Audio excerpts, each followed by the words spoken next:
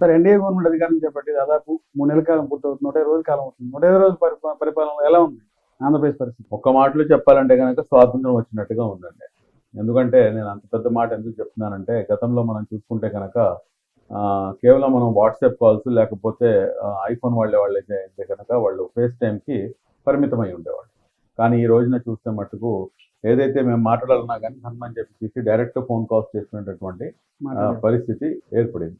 కాబట్టి ఏదైతే ఈ 100 రోజుల పాలన ఉందో అందులో అనేకమైనటువంటి అభివృద్ధి కార్యక్రమాలు జరుగుతున్నాయి. అందులో ఏపీ, ఏ అంటే అమరావతి, పి అంటే పోలవరం, ఈ రెండు ఎజెండాగా, ఎందుకంటే ఈ రెండింటిని కనుక మనం కంప్లీట్ చేసుకోగలిగితే కనుక రాష్ట్రం సస్యశ్యామలంగా సుభిక్షంగా రాబోయే తరాలకు అన్ని విధాలుగా కూడాను ఇది అనుకూలంగా మలుచుకునే అవకాశాలు ఈ ఏతో పితో ఉన్నాయి. కాబట్టి దాన్నే కేంద్రీకృతం చేసి గౌరవ ముఖ్యమంత్రి వర్యులు మా నారా చంద్రబాబు నాయుడు గారు ఆ విధంగా ముందుకు అడుగులు వేస్తున్నారు. కాబట్టి ఖచ్చితంగా 100 రోజుల పాలనలో అయితే మట్టుకు ఇది మంచి ప్రభుత్వం అని చెప్పి అయితే ట్యాగ్లైన్ ఇవ్వచ్చాను.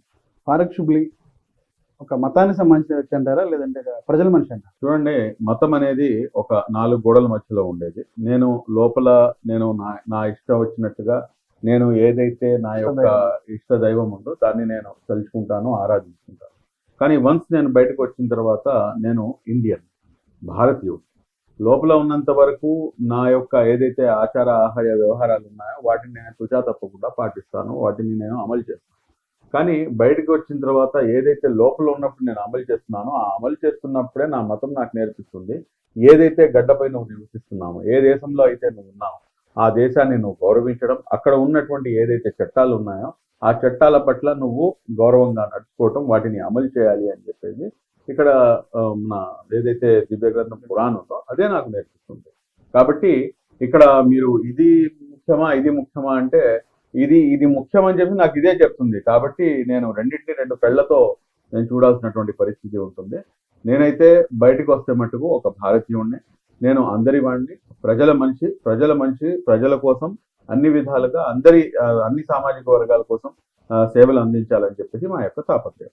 ఫారూక్ షిబ్లీ గారు ఎజెండా ఏంటి అంటే ఇందులో అజెండా అంటూ మరీ ముఖ్యంగా ఏం లేదండి. చూడండి, అన్ని మైనారిటీ హక్కుల పరిరక్షణ సమితి పెట్టారు కదా, అసలు ఎజెండా ఏంటి? అందులోనే మీకు నా ఎజెండా ఉందంటే మైనారిటీ హక్కుల పరిరక్షణ సమితి. ఏదైతే మా యొక్క హక్కులు కాలరాయబడుతున్నాయో వాటిని పరిరక్షించడం కోసం ఈ సమితి, ఈ కూటమి అనేది ఏర్పాటు చేయడం జరిగింది. అదేంటంటే ఏం మీకు డ్యామేజ్ అవుతుందంటే కనుక ఈ రోజున మీరు చూసుకుంటే కనుక ఏదైతే మైనారిటీ సామాజిక వర్గం ఉందో ఆర్థికంగా, సామాజికంగా, విద్యాపరంగా, రాజకీయంగా అన్ని రంగాల్లో కూడాను బిగ్ క్వశ్చన్ మార్క్ గా తయారైంది. ఈ రోజున మీరు చూసుకుంటే కనుక రాష్ట్రంలో దాదాపు ఎంత లేదన్నా కానీ 12% మా యొక్క జనాభా ఉంది. కానీ మా యొక్క రాజకీయ ప్రస్థానం ఏంటి అంటే కనుక అందులో ఒక పెద్ద ప్రశ్నార్థకంగా మారి. ఇదంతా ఒక ఎత్తు అయితే కనుక విద్యాపరంగా ఈ రోజున మీరు వెళ్తే కనుక ప్రతి చిన్న సైకిల్ మెకానిక్ గా తీసుకోండి, లేకపోతే బైక్ మెకానిక్ తీసుకోండి, లేకపోతే వీటన్నిటిలో కూడాను అగ్రభాగం సింహభాగంలో ముస్లిం సోదరులే ఉంటున్నారు.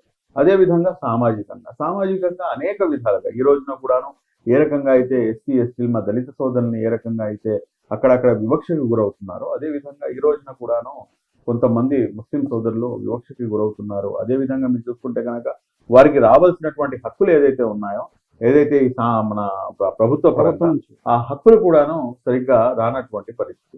కాబట్టి ఇవన్నీ అంశాలపై మనం గళం విప్పాలి. మరీ ముఖ్యంగా 2014 ముందు ఏంటంటే రాష్ట్రం రెండు కలిసి ఉండేవి. మేజర్ సింహభాగం ఏంటంటే మీకు హైదరాబాద్ నుంచి మీకు ఈ రాష్ట్రం మొత్తం కూడా మేము ముస్లిం సమాజానికి మేము రిప్రజెంట్ చేస్తున్నాం అని చెప్పేసి వాళ్ళు అనుకునేవాళ్ళు. కానీ 2014లో ఈ రాష్ట్రం విడిపోయిన తర్వాత మా యొక్క పరిస్థితి ఒక పెద్ద క్వశ్చన్ మార్క్ గా తయారైంది. కాబట్టి అప్పటి నుంచే మా యొక్క యాక్టివిజం, మరీ ముఖ్యంగా రాష్ట్రంలో ఇప్పుడు మనకు మంచి వేకెన్సీ ఉంది, ఇక్కడ మంచి అవకాశం ఉంది. కాబట్టి మా యొక్క హక్కుల సాధన కోసం మనం ముందుకు కదలాలి, మనం నడుము బిగించాలి అని చెప్పేసి అనుకున్నాం. అట్లీస్ట్ ఫార్ బెటర్ ఈ రోజున 2024 సంవత్సరం 10 సంవత్సరాల కాలంలో మనం పడిన కష్టానికి ఈ రోజున మన సమాజంలోనే కాకుండా రాష్ట్ర వ్యాప్తంగా కూడాను ఒక మంచి గుర్తింపు లభించిందని చెప్పి నేను భావిస్తాను. ఇప్పుడు రాష్ట్రంలో ఉన్నటువంటి ముస్లిం మైనారిటీస్ అంతా కూడా మా వైపే ఉన్నారని చెప్పి జగన్మోహన్ రెడ్డి చెప్తారు. నిజంగా ముస్లిం ఓట్ బ్యాంక్ అంతా వైసీపీకి ఉందంటారు? దానికి సూటిగా స్పష్టమైన సమాధానం ఏంటంటే 164 స్థానాలు ఈ రోజున మొత్తం 175 నియోజకవర్గాల్లో కనుక మీరు చూసుకుంటే కనుక ముస్లిం ప్రాబల్యం ఉన్నటువంటి స్థానాలు రాయలసీమ, అదేవిధంగా మనకి గుంటూరు, కృష్ణా, దాని తర్వాత నెల్లూరు, ఈ 8 జిల్లాలు, 8 జిల్లాల్లో అయితే మటుకు మీకు బాగా ప్రాబల్యం ఉన్నటువంటి ప్రాంతాలు. ఇందులో నుంచి నాకు తెలిసినంత వరకు as per the best of my knowledge, నేను ఏది మాట్లాడినా కానీ విత్ అథెంటిఫికేషన్ ఆఫ్ ద ఏదైతే నా దగ్గర ఉందో డేటా ఉందో ఆ డేటాతో నేను మాట్లాడతాను. దాదాపు 50,000 కన్నా ఎక్కువ ఓట్లు ఉన్నటువంటి నియోజకవర్గాలు ఈ రాష్ట్రంలో 20 ఉన్నాయండి. ముస్లిమ్స్ అంటే అక్కడ మీరు సీట్ ఇస్తే ముస్లిమ్స్కే ఇవ్వాలి, అటువంటి నియోజకవర్గాలు అనమాట. సరే, అది మా దౌర్భాగ్యం, అక్కడ నాయకత్వం అనేది లేకపోవడం. కానీ ఈ రోజున ఇంత పెద్ద 20 నియోజకవర్గాలు ముస్లిమ్స్ ఉండి వాళ్ళు ఓటు వేయకుండానే జగన్మోహన్ రెడ్డి గారు ఓడిపోతారా? వాళ్ళు ఓటు ఇటువైపు కూటమి వైపు తిరిగింది కాబట్టి గత 5 ఏళ్లలో మీరు చాలా అగ్రభాగం తీసుకొచ్చాము రాజకీయంగా. ఏం తీసుకొచ్చారండి? నేను పదవులు కూడా ఇచ్చారని చెప్తారు సార్. చూడండి సార్, టీడీపీలో ముస్లింస్ గుర్తింపు ఉందంటారా?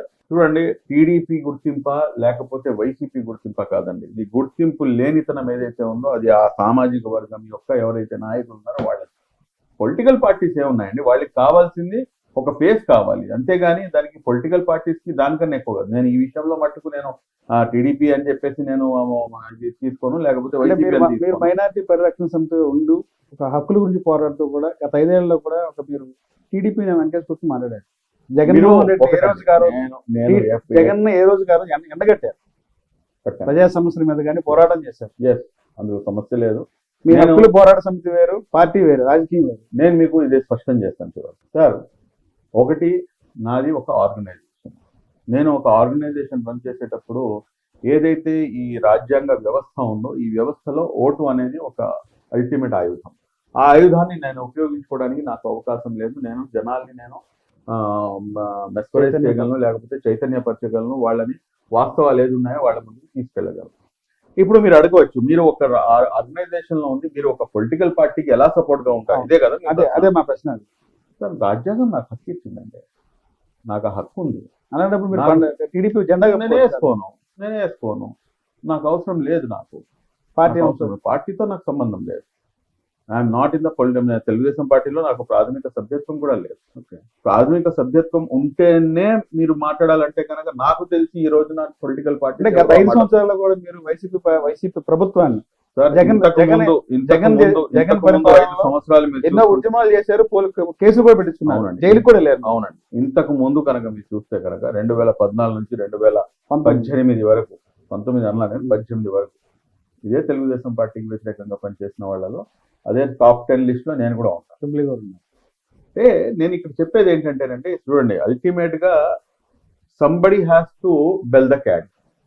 ఇప్పుడు ఏదైతే నాకు రావాల్సినటువంటి హక్కులు ఉన్నాయో ఆ హక్కులు సాధించుకోవాలంటే కనుక నాకు రాజకీయ పరంగా నాకు ఏదో ఒకరితో నేను ఇంక్లీడ్ అయ్యి ట్రావెల్ అయ్యి నేను ముందుకు వెళ్లాల్సిందే. రాజకీయంగా నేను ఎప్పటివరకైతే నేను దృఢపడలేనో అప్పుడు దాకా నేను హక్కులను సాధించుకోలేను. ఇటు చూస్తేనేమో నాది పొలిటికల్ పార్టీ కాదు, మరి అలాంటప్పుడు నేనేం చేయాలి? ఇప్పటికి కూడాను నాకు పొలిటికల్ పార్టీ, నాకు తెలుగుదేశం పార్టీలో అఫిలియేషన్ లేదు, తెలుగుదేశం పార్టీలో నాకు సభ్యత్వం లేదు. నేను ఈ రోజున నేను తెలుగుదేశం పార్టీకి అని చెప్పడం కన్నాను, నారా చంద్రబాబు నాయుడు గారి యొక్క ఏదైతే విజనరీ ఉందో, ఆయన చూసినటువంటి ఏదైతే కళలు ఉన్నాయో, లేకపోతే ఆయన 2019లో ఓడిపోయిన తర్వాత, అంటే మేజర్ గా మీరు అడగలేదు బట్ నేను చెప్తున్నాను మీకు, 2019లో ఆయన ఘోర పరాజయం చెందిన తర్వాత, ఇంత వ్యాస్ట్ ఎక్స్పీరియన్స్ ఉన్నటువంటి నాయకుడు ఆయన ఓడిపోయిన తర్వాత నేను ఇంటికే పరిమితం అయిపోతాడు ఆయన అనుకున్నాను. కానీ ఆయన ఇంటికి పరిమితం కాకుండా ప్రజల్లోకి వచ్చాడు. అంటే ఓటమి సర్వస్వం కాదు, గెలుపు సర్వస్వం కాదు అనేది ఆ వ్యక్తి అలాంటి యువకులకి నేర్పించాడు పాఠం. ఆయన ద్వారా నేను నేర్చుకున్నది. ఎస్, ఓటమినైనా కానీ మేము కళ్ళలో కళ్ళు పెట్టి చూడాలి, గెలిపైనా కానీ దాన్ని ఆస్వాదించాలి, ఓటమిని కూడా ఆస్వాదించాలి.